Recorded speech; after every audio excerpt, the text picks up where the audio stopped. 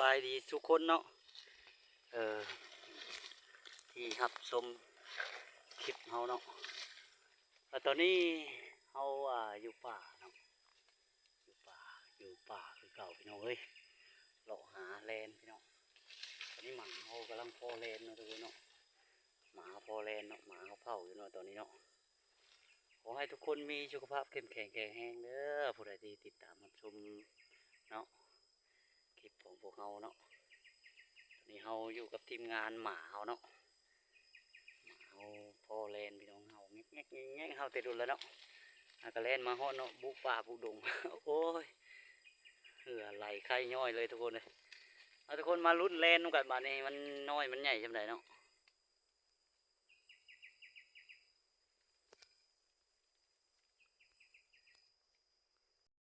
ทุกคนแลนขึ้นต้นไม้ต้นนี้เนาะมันน้อยมันใหญ่กันเลยเนาะน่าสิใหญ่เลยทุกคนอ๋อทุกคนห้อยทุกคนอ๋อทุกน่าสิใหญ่เนาะอ๋อเบิ่งนี่นะหน้าทองมันเนาะหน้าทองมันประมาณนี้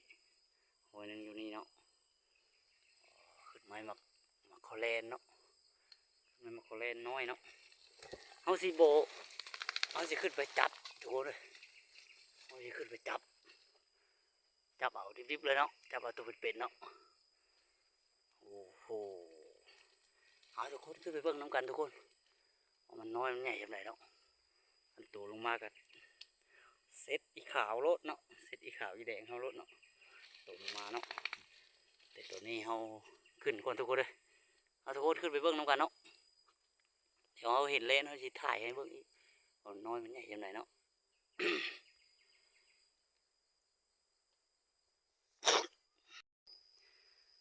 ตอนนี้เขาอยู่ป่ายไม้เนาะทุกคน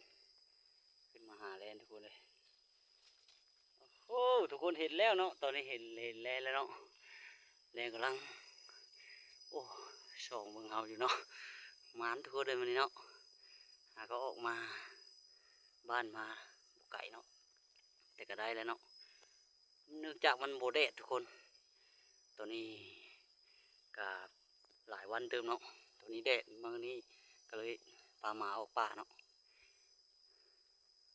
อันแน่ทุกคนแลนเนาะโอ้ตาใจเมียงอยู่เนาะคือเขาคือบชิบย่านมันตูดเนาะเพราะว่าหมาเขามัน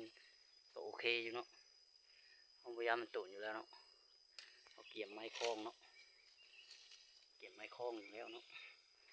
เห็นไหมเสื้อคล้องเขาเนาะเอาทุกคนเขาตัวนี้เขาคล้องแลนก่อนทุกคนเลยจนว่ามันสิตูดไปบางทียันหมาบ่ทันเนาะคล้องแลนก่อนทุกคนเดี๋ยวได้แลนเขาสิถ่ายคลิปให้เบิ่งอีกทุกคนแลนตุ่นแลนงอยมันเนาะตอนนี้แลนทึกบัวกันแล้วทุกคนเลยแลนทึกบัวกันแล้วเนาะบาโถใหญ่เติบทุกคนเลยปาโตออกมาก่อนปาโถนี่แหละทุกคนตัวแลนทุกคน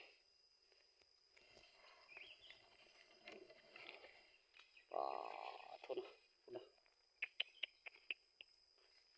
ใหญ่ทุกคนเลย ใหญ่ดีทุกคน